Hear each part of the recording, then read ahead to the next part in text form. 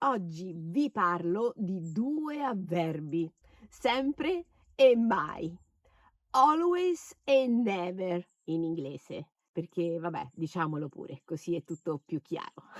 Gli avverbi nella lingua sono come le spezie in cucina, come il sale e il pepe. Rendono le frasi più fluide, più precise, ma soprattutto indirizzano il significato della frase.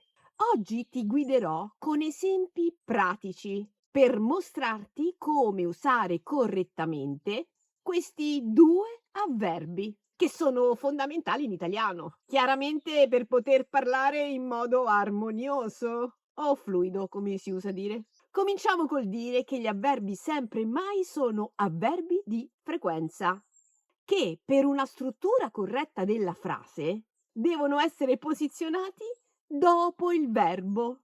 Questa è la regola. Ma non vi spaventate, perché poi io nella vita reale posso dire, ed è corretto, sia vado sempre al mare, quindi sempre dopo il verbo, ma posso anche dire sempre vado al mare, quindi non è gravissimo, il significato è quello.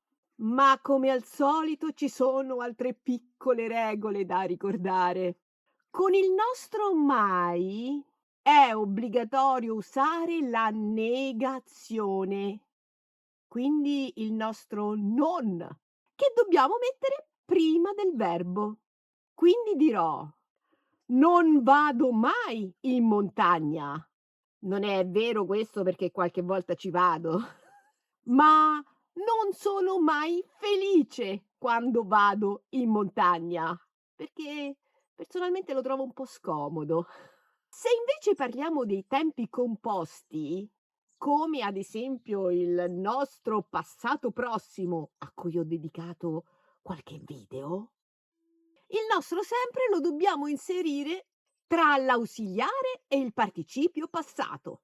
In questo modo: ho sempre viaggiato, oppure ho sempre amato la lettura, quindi tra l'ausiliare e il participio passato. Mentre nel caso del nostro mai, e sempre parlando del tempo composto, è necessario usare anche la negazione. Ad esempio, io non ho mai usato il paracadute.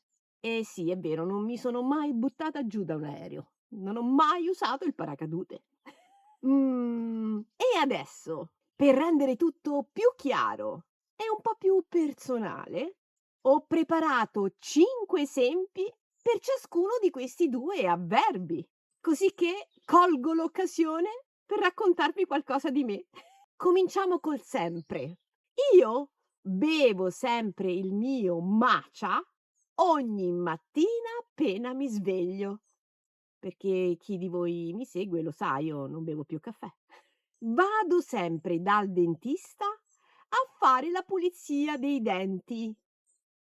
1 volta l'anno o 2 volte l'anno, dipende. Mi piace sempre andare a letto presto, perché mi piace sempre svegliarmi presto. Quando faccio la spesa, compro sempre un po' di cioccolato nero, perché veramente mi piace. Quando leggo, devo sempre indossare gli occhiali, perché altrimenti non posso leggere. E ora con il nostro mai. Non sono mai andata a vedere una partita di calcio, perché il calcio non mi piace. Diciamo così, non lo trovo necessario, ecco. Non ho mai mangiato le lumache.